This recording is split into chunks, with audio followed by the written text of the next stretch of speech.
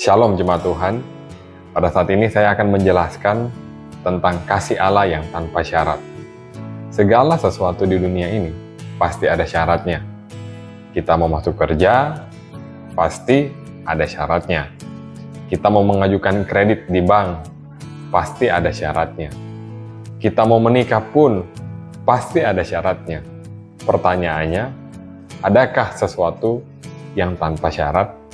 Jawabannya adalah ada, yaitu kasih Allah tanpa syarat. Dan saya sangat yakin 100% bahwa kasih Allah tanpa syarat. Saya akan membuat 3 video di sini tentang kasih Allah yang tanpa syarat. Saya akan menjelaskan kepada Anda bagian demi bagian. Di sini saya akan menjelaskan 3 definisi yang membuktikan bahwa kasih Allah itu tanpa syarat. Yang pertama adalah karena Allah itu adalah kasih. Mari kita lihat ayatnya di 1 Yohanes pasal 4 ayat 16. Kita telah mengenal dan telah percaya akan kasih Allah kepada kita. Allah adalah kasih. Sekali lagi, Allah adalah kasih. Jika kita mau melihat gambaran tentang kasih Allah, kita bisa melihat Tuhan Yesus. Bagaimana Tuhan Yesus menerima orang-orang yang tidak sempurna di zamannya. Tanpa syarat. Ada para pelacur, pemungut cukai, orang-orang berdosa. Bahkan Yesus sempat dikatakan atau dijuluki sahabat orang berdosa. Artinya, untuk datang kepada Yesus tidak ada syarat. Padahal dia adalah manusia paling kudus. Dia adalah Tuhan. Dia adalah seorang rabi yang sangat dihormati di zamannya. Tapi orang-orang yang tidak sempurna, yang datang kepadanya, dia kasihi dengan kasih yang sempurna. Betapa kasih Allah itu tanpa syarat, karena dia adalah kasih. Dan Alkitab pun mengatakan demikian. Yang kedua, yang perlu kita sadari adalah bahwa kasih Allah itu tidak bersyarat karena itu ditunjukkan di atas kayu salib. Bahkan sebelum kita berbuat dosa, Tuhan sudah mati untuk kita. Kita bisa lihat ayatnya di Roma 5 ayat 8. Akan tetapi Allah menunjukkan kasih-Nya kepada kita oleh karena Kristus telah mati untuk kita ketika kita masih berdosa. Allah tidak menunggu kita untuk bertobat lebih dulu baru Dia mau mati untuk dosa-dosa kita. Tidak, bahkan kita belum lahir. Mungkin Anda yang menonton video ini ada yang baru lahir tahun 90, tahun 80, tahun 2000. Dan kabar baiknya adalah Yesus sudah mati 2000 lebih tahun yang lalu untuk menebus dosa-dosa kita. Kita belum melakukan apapun, tapi Dia sudah mati untuk tebus dosa kita.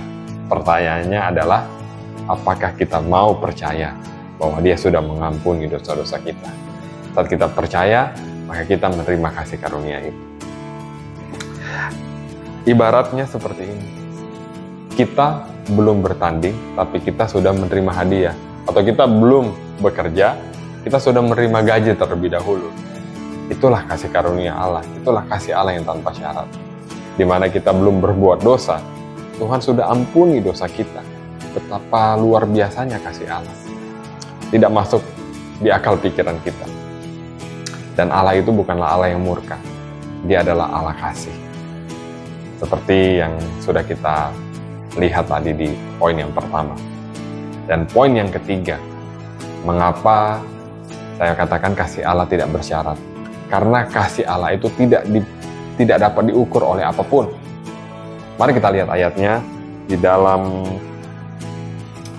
Efesus 3 ayat 18 hingga 19 dikatakan, aku berdoa, Paulus berdoa, supaya kamu bersama-sama dengan segala orang kudus dapat memahami betapa lebarnya dan panjangnya dan tingginya dan dalamnya kasih Kristus, dan dapat mengenal kasih itu sekalipun ia melampaui segala pengetahuan. Aku berdoa supaya kamu dipenuhi di dalam seluruh kepenuhan Allah. Kasih Allah itu melampaui segala pengetahuan. Bahkan kasih Allah itu tidak terukur. Rasul Paulus berdoa bahkan supaya kita dapat memahami Sekalipun saya percaya bahwa kita tidak dapat memahami dengan pikiran kita, dengan kemampuan kita.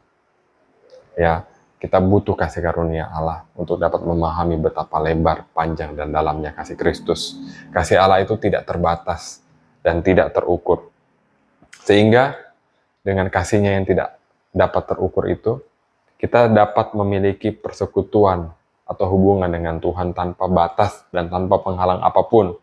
Seperti contoh yang tadi, bagaimana Yesus, ya, dia menerima setiap orang berdosa.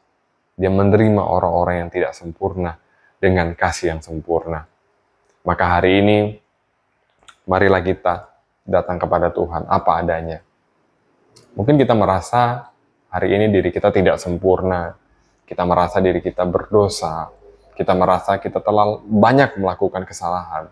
Tapi ingatlah satu hal ini, kalau Anda masih hidup, itu karena kasih karunia Tuhan. Anda bisa menonton video ini, itu karena kasih karunia Tuhan. Dan Dia mau kita datang kepadanya apa adanya. Dan apa yang akan kita terima? Bukan murka Allah, tapi kasih Allah. Kita akan dipeluk olehnya, dan Dia akan memulihkan kita. Demikian video yang dapat saya jelaskan kepada Anda hari ini.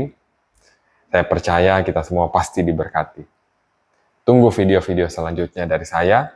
Tuhan Yesus memberkati kita. Haleluya.